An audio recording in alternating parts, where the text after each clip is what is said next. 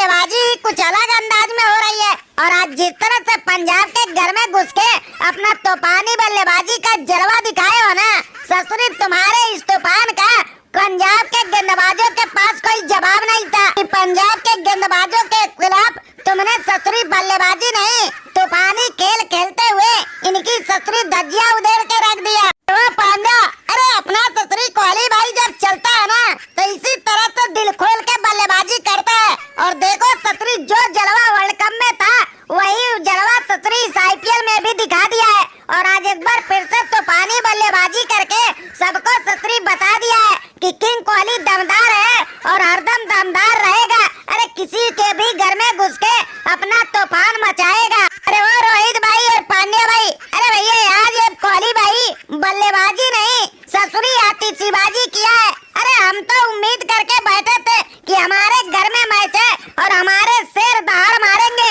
और कोहली की टीम को बुरा लुल करके इनको घर पहुंचाएंगे, लेकिन कोहली ने तो ससुरी उलटफेरी कर दिया और हमारे ही गेंदबाजों को कूट के ढेर कर दिया। अरे आज ससुरी बल्लेबाजी जिस तरह से किया ना हमारे हर एक गेंदबाजों का ससुरी चमड़िया उधेड़ के रख दिया। अरे वो गब्बर भाई, अरे भैया हमें पता था कि तुम्हारे गेंदबाज ससुरी हमें हल्के में ज्यादा ही कुछ लेंगे, लेकिन इनको बताना हमें जरूरी था। और देखो वही हमने बताना शुरू किया और अपने बल्ले का तूफान मचा दिया। अरे किस्मत तो ससुरी हमारा लुल निकला कि शतक दमदार नहीं लगा पाया। अगर कुछ देर रुकता तो शतक भी दमदार होता और तुम्हारे गेंदबाजों का इससे भी ज्यादा खतरनाक धज्जियां उधेड़ा गया होता। अरे वो कोहली भाई, अरे भैया तुम ससुरी बल्लेबाज हो या ससुरी बल्लेबाजों का शैतान? अरे तुम इतनी खतरनाक बल्लेबाजी करते हो कि सोचने का मौका ही नहीं देते हो। अब बताओ तुम्हारे ससुरी 2 विकेट हम बहुत जल्दी निपटा दिए थे और ऐसा लग रहा था कि अब तुम्हारे बेंगलोर को आसानी से लपेट देंगे और शर्मनाक हार देके अपने टीम को आगे बढ़ा देंगे, लेकिन तुमने तो उतरते ही ससुरी पाटीदार के साथ तुमने मिलके खेल कर दिया और हमारे ससुरी टीम का आसानी से मार मार के तेल निकाल दिया। ओ भाई शाम करन, देखो भैया हम अपनों के सताए हुए हैं, इसीलिए बार बार लुल होते हैं और मैच हारते हैं, लेकिन हम अपने पर जब उतरते हैं ना